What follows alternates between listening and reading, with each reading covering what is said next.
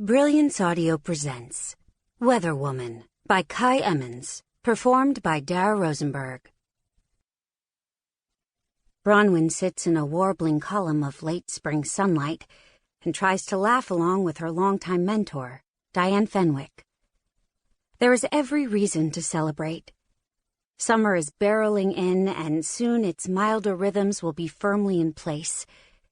The term is over, grades are in, the team's various research projects are trundling along as expected. And today, Diane has declared her regular meeting with the graduate students to be a social occasion and has brought in homemade ginger cake and her signature maple walnut scones, along with a carafe of strong, dark French roast. She is talking about her husband's love of kayaking, how meticulous he is with care of their boats and paddles, how much time he spends cleaning the boats before launching them, which seems to her like a waste of time when they're bound to collect sand and seaweed. She reports all this with fond amusement, her plump bosom and gray-flecked black hair trembling with each burst of laughter. There is nothing more joyous than laughing with Diane Fenwick. Her humor is an exuberant salve, her laughter buoyant to the point of giddiness. Joining in, Bronwyn feels like she's bouncing on a trampoline and recovering the freedom of childhood. But today, Bronwyn can't let go enough to laugh authentically. She knows she's a terrible heel. She has taken a job in New Hampshire as a TV meteorologist, which is far more suited to her talents than being a doctoral student in atmospheric sciences at MIT, where, for the past 2 years, she has been researching the intricacies of cloud formation alongside Diane. She should have broken this news to Diane a month ago when she got the job, but the thought was too terrifying. They have known each other for almost a decade, since they were both at women's college nearby.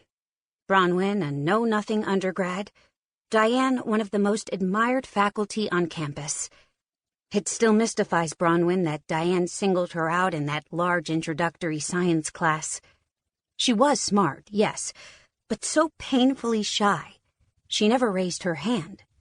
And during rare face-to-face meetings with Diane, Dr. Fenwick to her at that time, she could not control her blushing and was always at an embarrassing loss for words. But Diane was aggressive about telling Bronwyn she was suited for science. And over the next couple of years, Bronwyn took 3 more of her classes. She began to loosen up, and Diane began to invite her for dinner at her home. Initially, an excruciating experience, but one Bronwyn came to love. The elegant old house on Brattle Street, the gourmet meals, her easy-to-talk-to husband, Joe, a novelist. It was at those dinners that Bronwyn became comfortable calling Diane by her first name. When Diane left for a job at MIT and Bronwyn graduated, it was obvious they would stay in touch. And during the 5 years after Bronwyn's graduation, when she was waitressing and caring for her dying mother in New Jersey, Diane was true to her word and communicated regularly. She visited Bronwyn after her mother died and helped her clean out the small house, all the while urging her to capitalize on her talent and come to graduate school. Bronwyn isn't sure what kind of strings Diane pulled to get her into MIT, but she is sure some strings must have been pulled. So how, after all of that belief and encouragement and concrete help, do you simply say, "I'm leaving"?